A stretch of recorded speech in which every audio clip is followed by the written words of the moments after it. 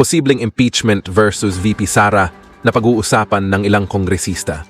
Inihayag ni Deputy Minority Leader at ACT Teachers Party List Representative Franz Castro na mayroong usap-usapan sa pagitan ng ilang mga kongresista hinggil sa posible umanong impeachment laban kay Vice President Sara Duterte. Itinanggi naman ni House Majority Leader at Zamboanga City 2nd District Representative Manix Dalipe na mayroong usap-usapan sa pagitan ng ilang mga kongresista hinggil sa umano'y impeachment laban kay Vice President Sara Duterte. Matatandaang inihayag ni Deputy Minority Leader at ACT Teachers Party List Reporter Franz Castro nitong Huwebes ng umaga na mayroon umanog usap-usapan sa pagitan ng ilang mga kongresista hinggil sa posible umanong impeachment laban kay Duterte. Ano ang inyong ikakaso na impeachment? Bakit may final determination na ba ang COA? Can you file a case of impeachment on a mere observation? Bakit ngayong kinukunik? Ang CIF corruption. Ang CIF binulsa niya. Ang tanong ko, asan ang preba nyo? Okay, fishing expedition ito ng AOM, huwag naman nating lokohin ang taong bayan. Hindi ang AOM ang basis ng impeachment. Kasi ano yan? Anong betrayal of public trust yan? Seriously, ganun ang gusto nyong gawin after 16 months, 17 months of this administration? Nasa impeachment na kayo? Itong pagpaplanong ito, again, sinasabi ko, nanggaling yan sa mataas. Hindi basta-basta ang impeachment pwedeng mangyari basta-basta. Kung may mga issue na tulad na lamang dyan po sa Kamara, Ma'am Malu, dahil yun yung issue tungkol sa pagpapatalsik, di ba? Kay Vice President Sara Duterte. Kapag bukod nga sa magkakaroon ka ng budget, pagdating sa mga issues, sa mga didesisyonan, lahat ay required ba? Mandato na kung ikaw ay nasa isang partido na, dapat ay suportahan kung ano mang magiging desisyon ng isang nangungunang partido. Oo, Jay, makikita natin dito sa 19 Congress, kung hindi ka pumirma ng isang resolution, naalisin kita. So talagang yun yung disiplina, sumunod ka. Ngayon, dito sa sinasabing impeachment, no?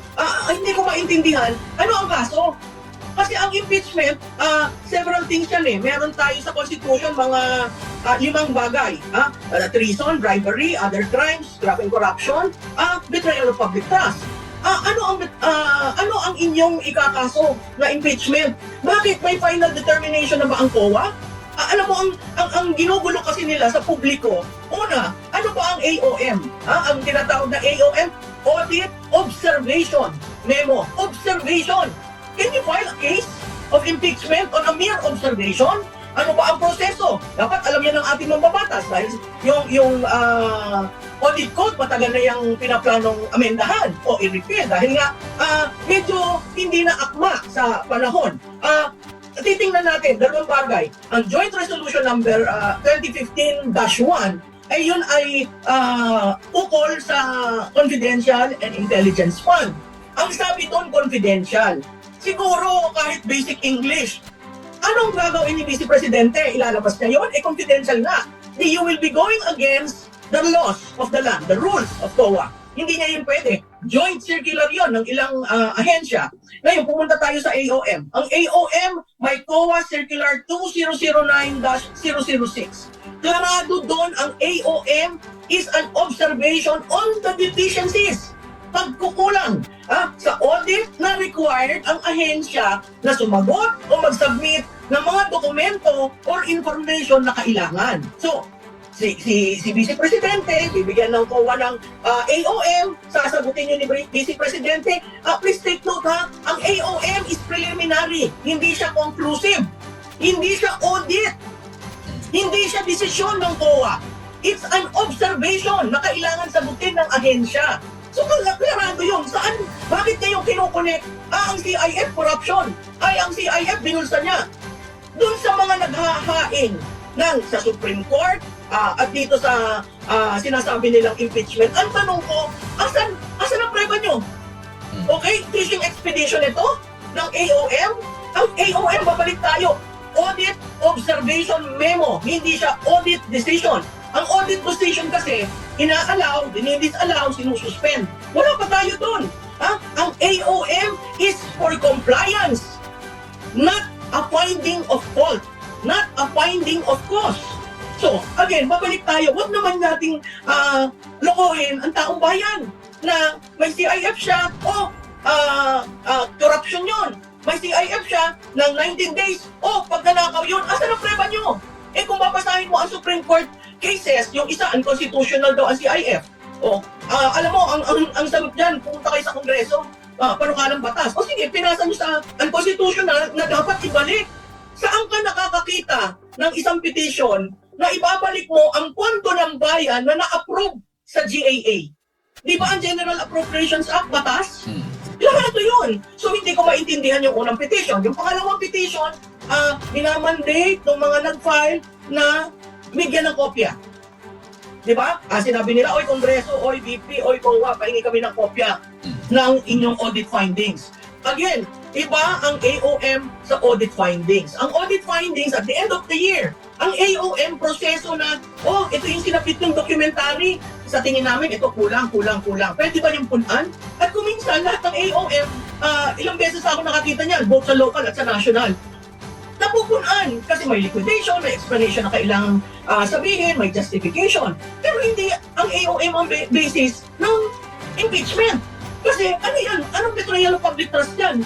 Kasi doon ko lang yan nakikita. Kung sinabi nila, graft and corruption, you have to prove that. Di ba? You have to prove that. Saan ang basihan nyo? So, ako, nalulungkot ako kasi na yung CIF na pwede namang ma-explain, hindi lang si Vice President ang mag-explain yan, si COA, kasi confidential nga, no? Ngayon, kung ang nature, kung kunyari, itong pagpasa ng GAA sa 2024, in-amend sa special provision ng GAA, ang pwedeng gawin yun ng Kongreso. Pero hindi ko rin, it's very early to file for an impeachment. Ngayon, ang pinagsasabi, tatlong bagay kasi ang impeachment. Ang isa, filed ng isang miyembro ng House of Representatives. Ang pangalawa, filed by citizens and endorsed by a member of Congress. At ang pangatlo, yung tinatawag nating fast break, 1/3, nadali na sa Senado. Seriously, ganun ang gusto nyong gawin after 16 months, 17 months of this administration? Nasa impeachment na kayo? So siguro ang tanungin natin, yung mga nagpaplano nito. At itong pagpaplanong ito, again, sinasabi ko, nanggaling yan sa mataas. Hindi basta-basta ang impeachment pwedeng mangyari basta-basta. So, kailangan natin maging mamatsyag at intindihin ano ba ang AOM. Ang AOM ba basihan ng impeachment o ang audit report? Na ang audit report ay lumalabas end of the year. So may proseso po under the audit code of the country. May proseso yan. Hindi ho tayo nasa gitna ng proseso, magpapay ka kaagad ng impeachment. Welcome to the Philippine Government News Channel. Here, we bring you the latest breaking news and current events in Philippine politics. Get exclusive access to speech and video clips of President Ferdinand Bongbong Marcos Jr., as well as updates on Vice President Inday Sara Duterte. We strive to provide transparency and keep you informed about the Senate hearings and House of Representatives proceedings. Stay up to date with the political landscape of the Philippines by subscribing to our channel today. Don't miss out on important discussions and debates. Subscribe now.